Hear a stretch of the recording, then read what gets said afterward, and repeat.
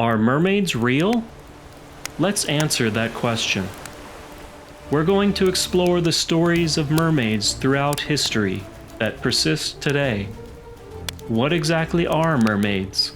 Where do they come from? What do they want? And are they real? Mermaids and their male counterparts, mermen, are half human with the lower half of a fish. They live beneath the ocean waves, perhaps in cities like Lost Atlantis, but have also been known to walk on land. They have interacted with people for millennia, from luring sailors to their deaths to falling in love with kind princes. But are they real? Well, I am inclined to believe in monsters and mythical creatures, from experience. But let's look at the evidence. Welcome to Teller's Compendium. If you enjoy this story, please give it a like and consider subscribing.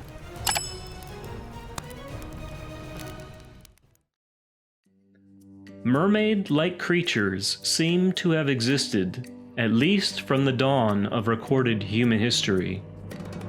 One of the first accounts comes from ancient Babylonia, where a wise sage, said to be half man with the lower body of a fish, called Oannes, taught early people the wisdom of city building, geometry, and the arts.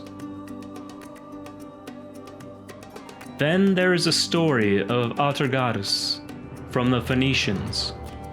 Atargatis was a great priestess who accidentally killed her lover, a shepherd named Hadad. In her grief, she tried to drown herself in a lake, but it was said she was so beautiful the gods would not accept her death, and instead her lower half was transformed into a fish.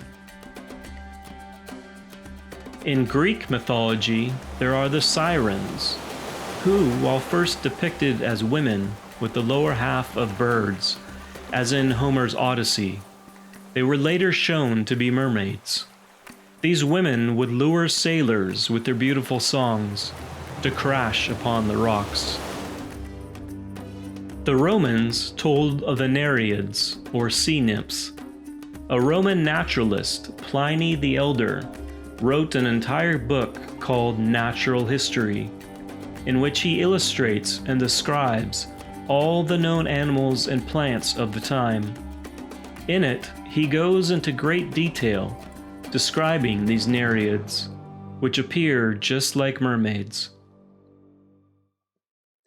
In German folklore, there are water spirits called Nixie.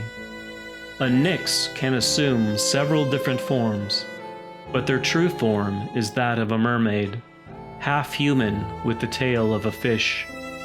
They are said to live in great palaces beneath the water, and like the Sirens of Greek legend, had great musical talent. Often malevolent, one had to be cautious if they encountered these creatures. However, if plied with gifts, they could be enticed to impart knowledge on the gift giver, such as how to play an instrument more beautifully than any man. French folklore tells of Melusine, the mermaid daughter of a fairy and a human king.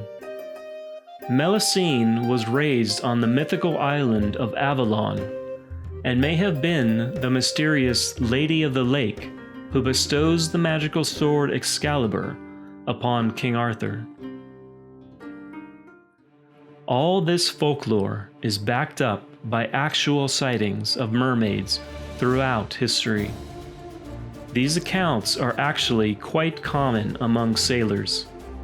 Cartographers used to put these sightings on their maps to warn sailors. Christopher Columbus records having seen mermaids, although he describes them as being manly. John Smith of Pocahontas fame also describes his encounter with mermaids, finding them rather attractive with their flowing green hair. Some scientists have attempted to explain the mermaid myth by stating that what these sailors probably saw were manatees or dugongs, a sea mammal. Looking at a manatee, however, it is hard to imagine confusing one with a beautiful mermaid. Now, as conclusive evidence, you can actually go see live mermaids in several places. One such place is the Nashville Aquarium restaurant, where they swim freely. These mermaids, just like the ones in legend, can dry off, replace their fishtail with human legs, and walk about on land. So, are mermaids real? Yes. Yes, they are. What do you think? Let us know in the comments below.